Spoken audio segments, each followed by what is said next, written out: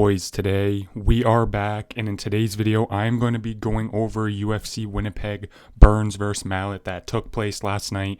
We all thought the card was going to be shit. There was no big names, there was no hype, and to be fair, some of the fights were good. It wasn't the worst card of all time. I just never got hype for any fight. You know what I'm saying? It's like, how can I get hype for unranked guys I've never fucking heard of all the way up the card into like the fucking co-main event?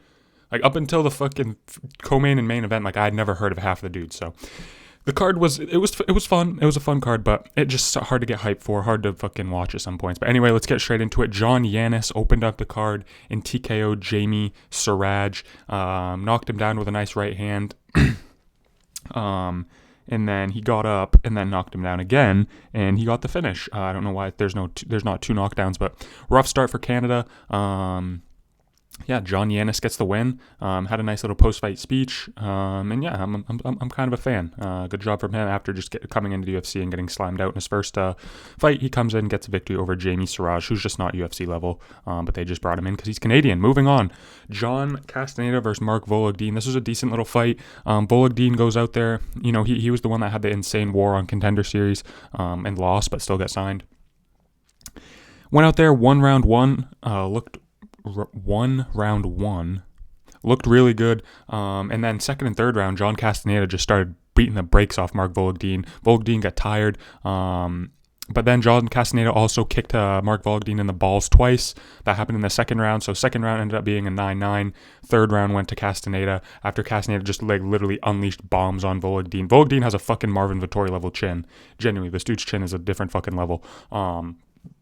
But yeah, ends in a draw because Castaneda won the last two rounds, but got a 9-9, so kind of a shitty way to end a pretty decent fight. Castaneda looked really fucking good. Vologdin looked good too, but he just gets hit. His defense is too shitty, and his cardio isn't the best, but he was just getting straight tagged in the third round, just didn't go down. Like, genuinely insane chin. Castaneda was throwing bombs. Maybe Castaneda just has pillow hands, but this is the second fight in a row where Vologdin just showed insane amounts of heart and chin, so he's a little fun guy, but he'll probably never be anything in the sport just because his defense is so terrible and he gets hit way too much. But draw because Castaneda couldn't keep his foot off Vologdin's balls. Moving on, JJ Aldrich literally robs Jamie Lynn Horth. I didn't pay I was obviously watching the fight, but I mean, come on, I didn't pay too much attention to it. But Jamie Lynn Horth looked like she was winning the second and third round from what I remember.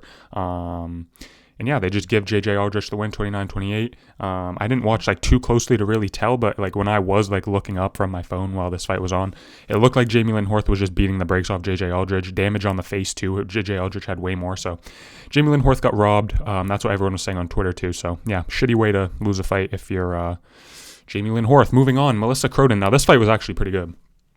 Melissa Croden lost the first round pretty clearly to Daria Zelezniakova, and then the second and third round grit down, and then just beat the shit out of Daria Zelezniakova for the last two rounds. Both of them were bloody as fuck. It was a pretty bloody fight, but Croden was just taking over in the second and third round, dominating, and she's a decent little prospect. I think she's now 2-1 in the UFC, lost to Luana Santos, but that's not that bad of a loss, honestly. Luana Santos is somewhat decent, I guess.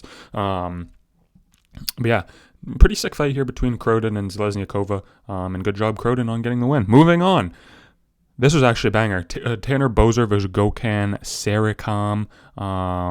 They just went out there and literally just brawled. I did say when I tweeted about this fight, Gokhan Sarikam has literally zero finishing instincts, zero killer instincts, finishing instincts. He had Tanner Boser hurt 5 times in this fight, and every single time Tanner Boser was rocked, he'd shoot a fucking takedown. Just genuinely had Tanner Boser rocked and would literally just shoot, had him out on the feet and just shot a takedown, keeping Tanner Boser alive against the fence. But Tanner Boser was landing too, but Gokhan Sarikam was just landing the way bigger shots. And then in the second round, Sarikam knocked Tanner Boser down and finally just jumped on him and just finished him on the ground. So decent little win from Gokhan Sarikam. Will he be anything in heavyweight? I'm not sure. We need to see him against a better guy. They just brought Boser back from the regional scene, so we need to see him go against a better guy. But maybe Gokhan Sarikam, put him against a fringe top 15, top 20 guy, and maybe he'll be something. He got a lot of decisions, and he likes to grapple a lot, but in this fight, his hands looked really good. So, but he did have zero finishing instincts for the whole fucking fight until he actually knocked Tanner Boser down. That's when he went for the finish. But yeah, Gokhan Sarikam, decent win. Put him against like a top fucking 20 guy in the heavyweight, and let's see if he'll really be something. Moving on, Robert Valentin versus Julian LeBlanc. Now, Julian LeBlanc is not a fighter. I literally tweeted this. I said, I think I could finish Julian LeBlanc, and I've never finished. I've never trained a day in my life. I don't know. Sorry, pause. I said I could beat Julian LeBlanc, and I've never fought a day in my life. This dude, Robert Valentin, chewed up Julian LeBlanc's legs. Like, literally he just landed 4 fucking leg kicks on Julian LeBlanc, took him down, got his back, and then just finished him with a rear naked choke. Like, literally that easy. Julian LeBlanc had no resistance, didn't even look like a fighter. I don't know how this dude has 10 wins. I don't know how he gets finishes.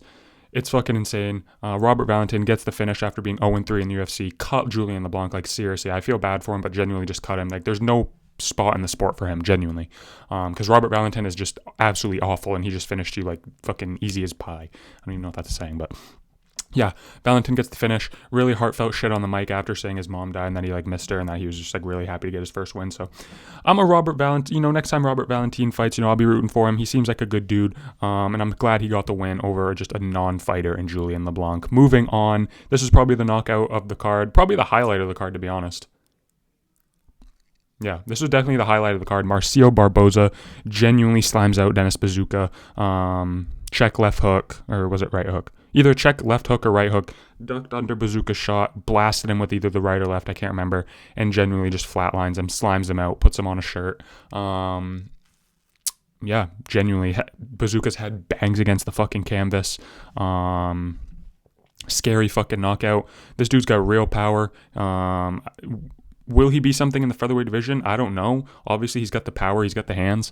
We need to see him go against like a decent guy. Maybe check his grappling. Maybe see if he can, grit through a fight. But this dude's got definitely has potential. The power is insane. Dennis Bazooka's ass though. So I mean, does it really mean anything? No. But he got a highlight reel KO. So insane KO. Probably highlight of the card, to be honest. Marcio Barboza. Watch out for this guy. Moving on.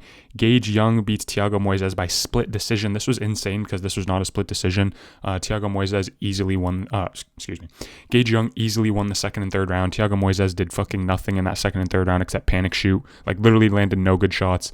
Gage Young got a knockdown. I don't remember that happening, but Moises controlled the first round with grappling, won that first round, and then Gage Young, in my opinion, easily won the second and third round with striking, piecing up Thiago Moises. He looked decent too, and he's like not even, Gage Young probably won't be anything in the sport, but he looked decent in that second and third round against a veteran in Moises. Yeah, pretty boring fight. Gage Young gets it done. Rounds 2 and 3. Split decision's crazy. Moving on, Jazz Davicius. She just dominates Karine Silva with the grappling.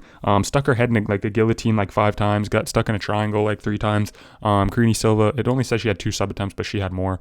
She was trying shit against Jazz Davicius. But good on Jazz Davicius for, not getting subbed. And then she just dominated Karine Silva with the grappling. Genuinely, just dominated Karine Silva with the grappling. Not much else to say. Good comeback win for Jazz Davicius after getting slimed out by Manon Fior. Her grappling is good. Will she ever be a champion? Probably not. But yeah, decent. Not even a decent fight. That fight is terrible. It halted the fucking momentum of the card. Even though Gage Young and Thiago Moises wasn't good either. I don't know. Those kind of fights kind of sucked. Moving on. This was honestly maybe highlighted. This and the Marcio Barboza were honestly highlight of the card. Jai Herbert genuinely slimes out Mandel Nalo. This is probably my favorite fight on the card.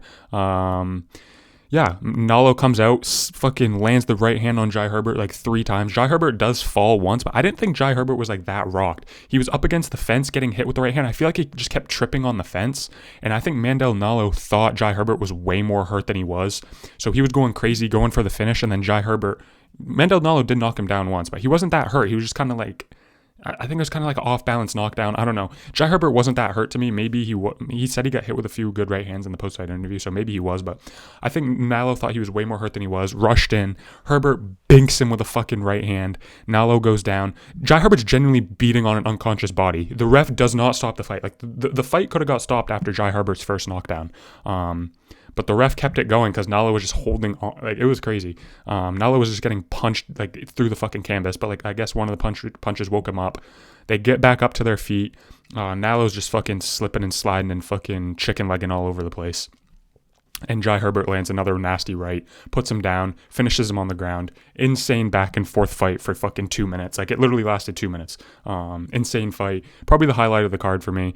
Even though the Marcio Barboza knockout was like way more nastier, this fight was just fun as fuck. Back and forth. Jai Herbert gets it done. Mando Nala will never be anything in this sport. Not that he ever was going to. He's like 38 years old, but this just proves if you can't beat Jai Herbert and you're getting tagged by Jai Herbert in 2026, it's like, all right, you're just going to be a bottom feeder in lightweight. So, insane fight. Congrats to Jai Herbert for the win. Moving on, Charles Jourdain robs Kyler Phillips. Now, this was a robbery. Kyler Phillips did win this fight. Like, I don't even know, 30-27? Like, what round did Charles Jourdain won the third round. I remember that. I think Kyler Phillips won rounds 1 and 2, but I'm not mad at them giving it to Jourdain because Jourdain was actually trying to scrap and fight. Kyler Phillips was just trying to nut hug and hold on to him and just literally not be in a fist fight. He was just trying to hug. So he did get robbed, Kyler Phillips. I do kind of feel bad for him because in my opinion, he clearly won that fight. But if you're just trying to fucking hug and not do shit, I'm not going to be mad when you get robbed. So Charles Jourdain didn't look good either. Like I said, Charles Jourdain, one of the most overrated. I don't understand how people enjoy this guy. He's somewhat exciting, but it's like, he's not that exciting. Like, he's genuinely not that exciting. Everyone glazes this fucking guy. He's overrated as fuck. Not good. So yeah, Charles Jourdain wins somehow. Should have lost, but he ends up winning.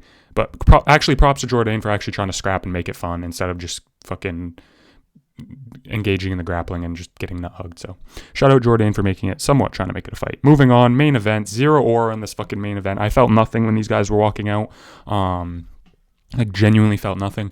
But yeah, Mike Malott gets it done. Third round TKO over Gilbert Burns. Yes, I picked Gilbert Burns to win. No, I'm not mad about it because he literally could have won this fight because Mike Mallott's not that good. Nothing Malott did impress me at all. Him finishing Gilbert Burns is not like impressive at all. If you're going to finish Gilbert Burns, go out and finish him in round 1 because this dude Gilbert Burns is just a shell of himself. Not the same fighter he once was, but credit to Mike Malott for actually finding the finish. His striking is decent. Like, it's not terrible. You know what I'm saying? But I think he loses. He's going to be ranked now. I think he loses to literally every single ranked welterweight. I just do. Like, I genuinely think he loses to every single ranked welterweight. I think he probably loses his next fight, to be honest. Unless they give him like a fucking... I don't even know. I don't even know who's at like 15th in the welterweight. I don't know. I think he loses no matter what to a ranked lightweight. So Mike Malott didn't really impress me, but it's hard not to root for the guy. He's such a nice dude. So he's a nice guy. I fuck with Mike Malott outside of the cage. Inside of the cage, he's pretty boring to me. But outside of the cage, such a nice dude. So credit to him. And then Gilbert Burns retires. I think it's the right decision. He probably should have retired after the Michael Morales fight, to be honest. Yeah. Like, good on him for knowing, like, if I can't beat Mike Malott in 2026, like, it's time for me to hang the gloves up. He was pretty emotional. It was kind of sad, but the crowd got behind Gilbert. It was nice to see. Gilbert Burns was the second pay-per-view I ever watched ever. February 2021 when he fought Kamaru Usman. Thought he was going to become champ after slamming Usman almost out in round 1.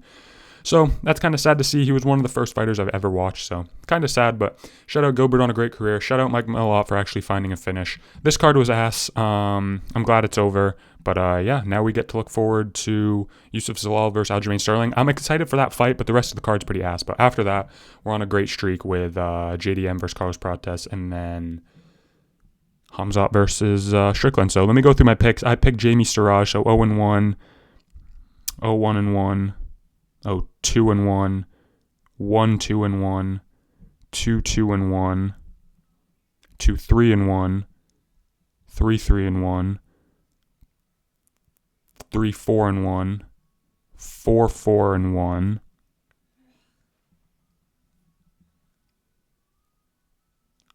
4-5-1, 5-5-1, 5-6-1. Okay, worst night ever of predictions so far on YouTube since I've been doing this. 5 right, 6 wrong, 1 draw. Not good, but I don't care because this card was so shit. Thank you so much for watching. Please subscribe. I'll catch you guys in the next video. Peace.